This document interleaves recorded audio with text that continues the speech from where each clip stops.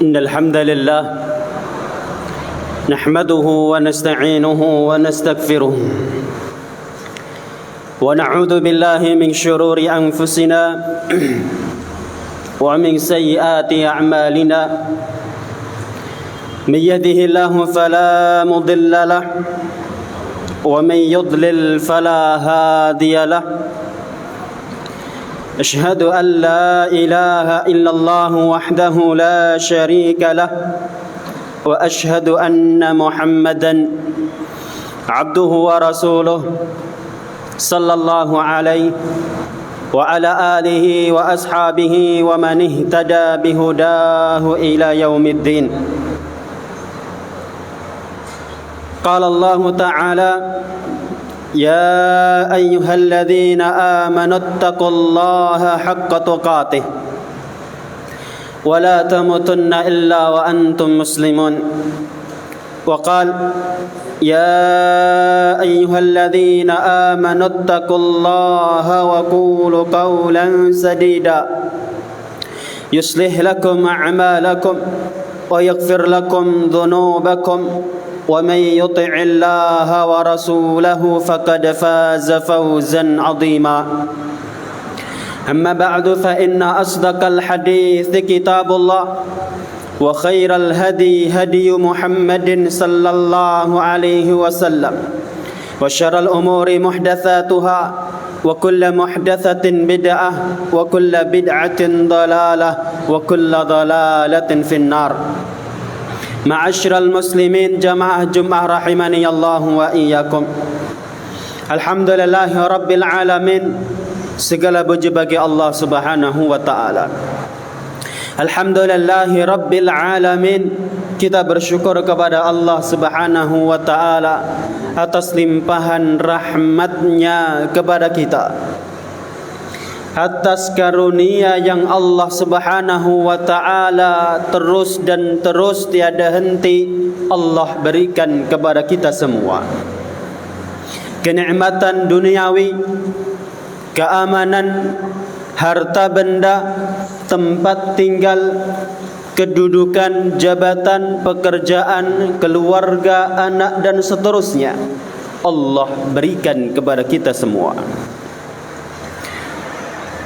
Adapun juga kenikmatan ukhrawi, kenikmatan agama, Allah sampai hari ini masih memilih kita termasuk hamba-hambanya yang saleh, hamba-hambanya yang bertakwa, hamba-hambanya yang mampu pada hari ini khususnya mendatangi masjid untuk melaksanakan salat Jumat.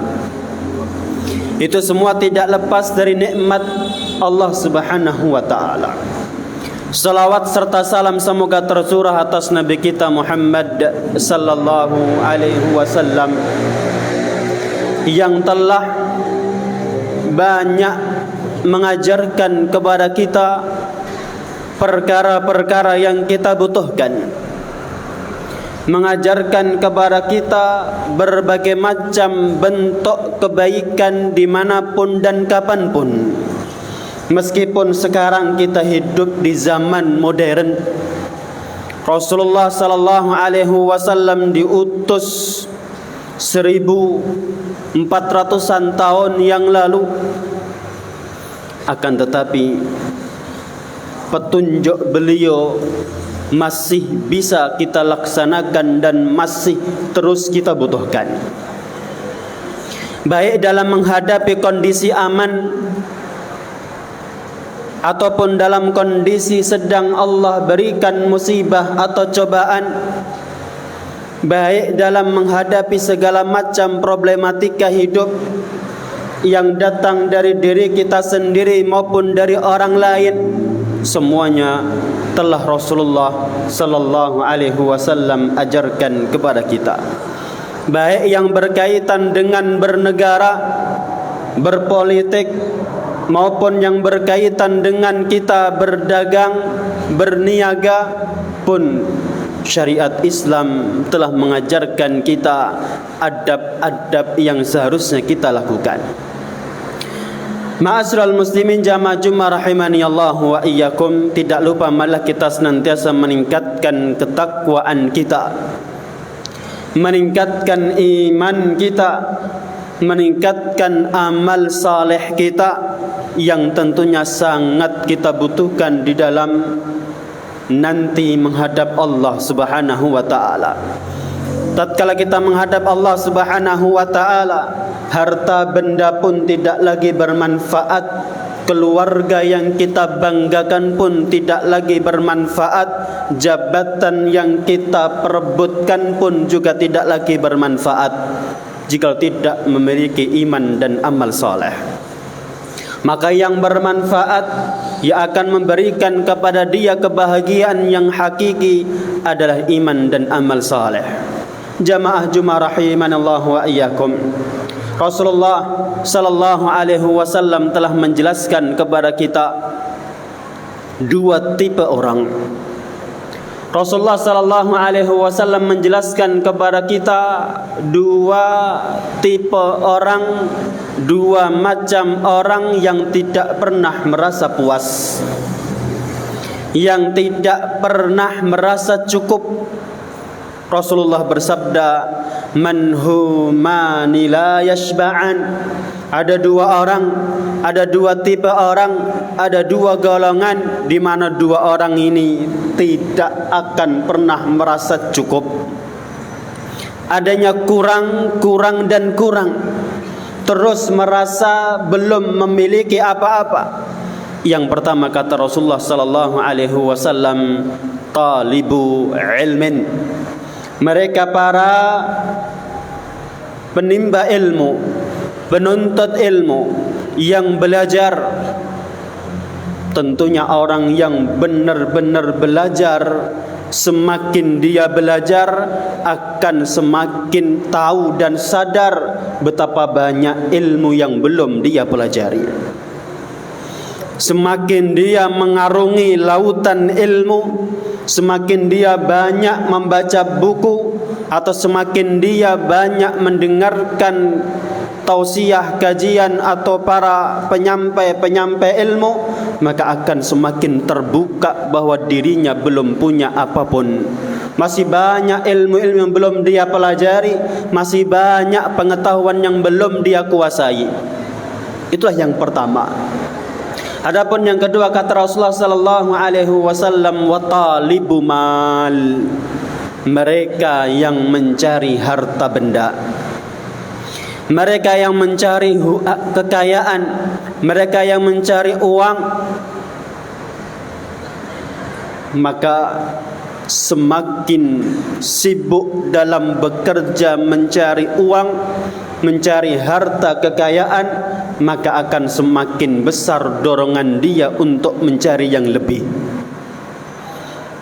Seseorang yang pada bulan ini mendapatkan pendapatan bersih 1 juta katakan dari usaha dia, maka pun dia akan berfikir bagaimana agar keuntungan yang dia dapatkan berlipat ganda. Terus bahkan seseorang yang mendapatkan keuntungan 1 bulan 50 juta atau lebih, maka saya yakin tidak ada orang yang berhenti sampai situ. Dia akan memutar otak dia akan berfikir bagaimana untuk mendapatkan yang lebih dari itu. Semakin besar usaha dia, semakin besar bisnis dia, semakin besar keuntungan pula dia, maka akan semakin besar keinginan dia untuk membuka cabang di sana dan di sini. Itulah dua tipe orang yang tidak akan pernah merasa puas. Mereka yang belajar, penimba ilmu, penuntut ilmu, dan mereka yang mencari dunia, mencari harta kekayaan. Tentunya ikhwati fillah rahimani Allah wa iyyakum, Rasulullah sekedar menjelaskan dua tipe orang di dalam hadis ini, belum memuji atau mencela. Adapun celaan atau pujian baik dan buruknya tergantung buat apa dia mencari ilmu. Kalau ilmu yang dia dapatkan untuk dia amalkan agar mampu mendatangkan maslahat dan manfaat untuk diri dia, keluarga dia, masyarakat dia, agama dia, bangsa dia, maka akan semakin banyak pula pahala yang dia dapatkan dan dia termasuk orang-orang yang terpuji. Tapi kalau semakin banyak pengen belajar hanya untuk mengambil manfaat pribadi atau bahkan untuk berbuat curang, maka tentunya dia termasuk orang yang tercela. Demikian pula ketika orang yang mencari harta yang tidak pernah puas, apakah itu celaan atau pujian, kita katakan tergantung kondisi dia. Akankah kesibukan dia memalingkan dari ibadah kepada Allah Subhanahu wa taala atau tidak? Tatkala keinginan mencari harta terus muncul dan berkembang seiring dengan menjauhnya dia dari ibadah kepada Allah, semakin jauh dari aturan Allah, semakin berani menerjang batasan-batasan Allah, halal haram tidak lagi menjadi perhatian dia, yang penting berlipat ganda keuntungan yang dia dapatkan, maka dia tempuh. Maka tentunya orang yang seperti ini adalah orang yang tercela. Akan tetapi kalau dia semakin muncul keinginan untuk menumpuk kekayaan, mencari harta demi memperjuangkan Islam, menolong kaum muslimin, mengentaskan kemiskinan yang ada, maka tentunya dia terpuji. Maka kalau kita lihat di dalam ayat-ayat Al-Quran, banyak perintah-perintah kita kepada kita untuk membayar zakat. Wa atuz zakah, bayar, dan tidak ada satupun perintah atau satupun ayat yang memerintahkan kita untuk menerima zakat. Tentunya ini mengandung pesan yang sangat mendalam kepada kita bahwa seorang muslim harus mampu tangannya di atas. Dialah yang memberi, dialah yang menolong, dialah yang mengentaskan kemiskinan, bukan sekedar menerima dan menerima. Maka tidak ada satupun perintah untuk menerima zakat atau sedekah atau infak, namun perintah untuk membayar dan membayar. Secara tidak langsung, secara mendalam, pesan bagi kita bahwa kita harus mampu untuk berbuat yang lebih, berbuat yang bermanfaat, yang terbaik untuk umat ini dan kaum muslimin. Ikhwata fillah jamaah Jummah rahimanallahu wa iyyakum. Maka mencari harta, bekerja, bukan berarti dia melakukan kebaikan atau keburukan. Itu perkara yang mubah, itu perkara yang boleh, namun patokannya adalah sejauh mana dia mencari nafkah, sejauh mana dia akan manfaatkan harta yang telah dia manfaatkan, dan sejauh mana kondisi dia. Akankah harta yang banyak semakin mendekatkan diri kepada Allah, atau justru semakin menjauhkan dia dari Allah Subhanahu wa taala? Maka Rasulullah sallallahu alaihi wasallam bersabda, tidaklah ma tala'at syamsun qattun illa bu'itha malakani bijanabataiha yunadiyani yasma'uha man fis sama'i wal ardi illa thaqalain. Tidaklah terbit matahari melainkan Allah mengutus dua utusan, dua malaikat yang menyeru, memanggil, menyampaikan pesan. Pesan ini didengar oleh seluruh yang di langit dan di bumi kecuali manusia dan jin. Pesan beliau adalah fa inna ma qalla wa kafa khairun mimma kathura wa alha. Ketahuilah bahwa sesuatu yang sedikit namun cukup khairun, lebih baik daripada yang banyak namun melalaikan dirinya. Harta yang kita dapatkan sedikit namun cukup untuk memenuhi kebutuhan pribadi kita, cukup untuk memenuhi kebutuhan keluarga kita, maka atau bahkan cukup untuk membantu orang lain, tapi qalil, sedikit, mencukupi, dan juga dia tetap mampu beribadah kepada Allah Subhanahu wa taala. Dia mampu beribadah kepada Allah Subhanahu wa taala. Tidaklah dia melewatkan hari dia, melainkan semakin tambah ketaatan dia kepada Allah Subhanahu wa taala.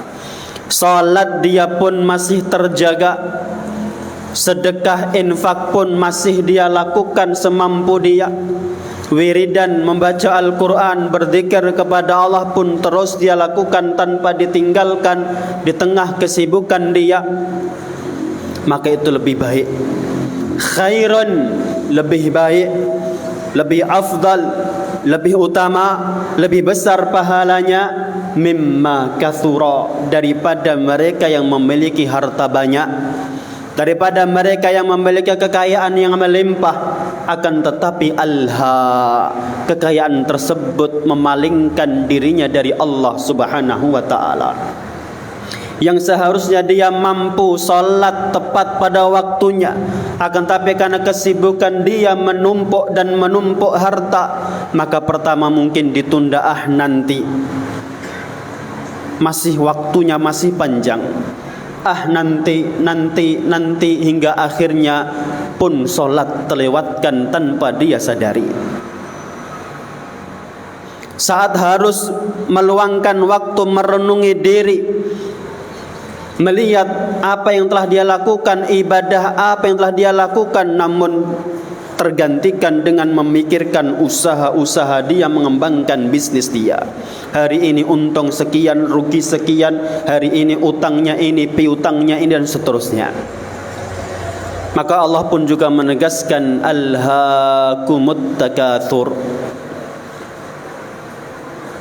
alhaakumut takatsur hatta zurtumul maqabir, kalla sawfa ta'lamun, thumma kalla sawfa ta'lamun.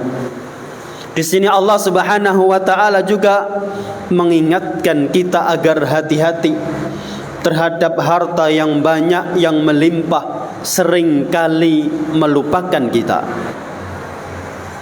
Ketika Allah Subhanahu wa taala memberikan ujian kepada kita, rizki yang pas-pasan, banyak di antara kita yang sadar, banyak di antara kita yang merasa kecil di hadapan Allah. Dia pun bekerja dengan giat, berdoa kepada Allah, bermunajat kepada Allah, salat malam pun tanpa dia tinggalkan sama sekali.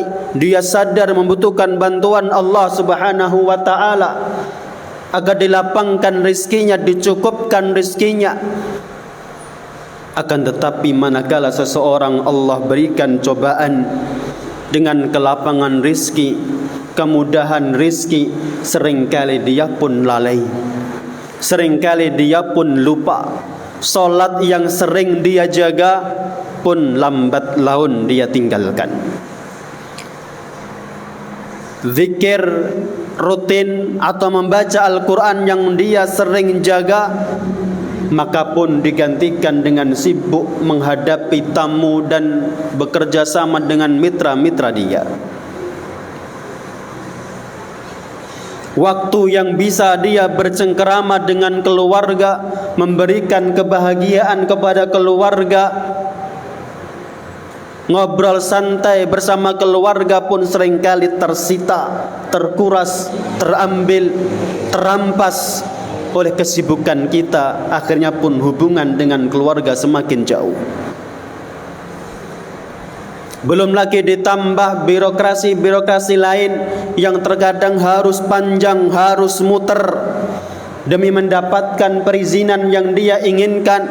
Akan tetapi dia pun mencari jalan pintas yang akhirnya harus melakukan perbuatan yang haram, suap misalnya dan lain sebagainya. Maka itu ikhwati fillah, Rasulullah mengatakan kepada kita, sedikit cukup, namun kita mampu terus beribadah kepada Allah, itu lebih baik daripada banyak namun melalaikan kita. Tapi kalau kita mampu memiliki yang lebih, yang banyak, dan mampu istiqamah tetap beribadah kepada Allah, menggunakan harta di jalan Allah, maka tentunya itu juga merupakan baik. Adapun baik mana antara mereka miskin yang saleh, kaya dan saleh, bagus mana, tentunya tidak bisa kita ukur dengan mata kepala kita. Yang paling bagus, yang paling bertakwa di sisi Allah Subhanahu wa taala. Terkadang miskin saleh bisa lebih takwa daripada mereka kaya yang saleh, atau sebaliknya kaya namun saleh lebih baik daripada miskin yang saleh. Semua kembali kepada iman, kembali kepada takwa, bukan kembali besarnya amalan yang dia lakukan.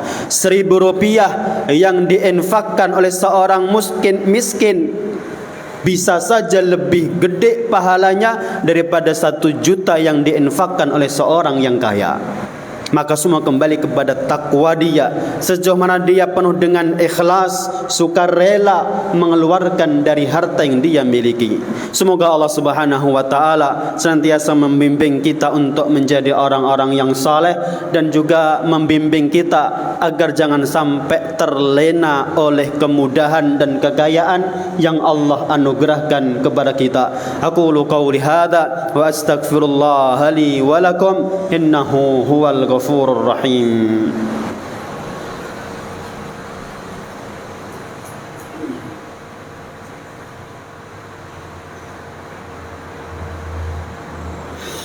Alhamdulillahi rabbil alamin, wassalatu wassalamu ala rasulillahil amin, wa ala alihi wa ashabihi wa man ihtada bihudahu ila yaumiddin. Amma ba'du.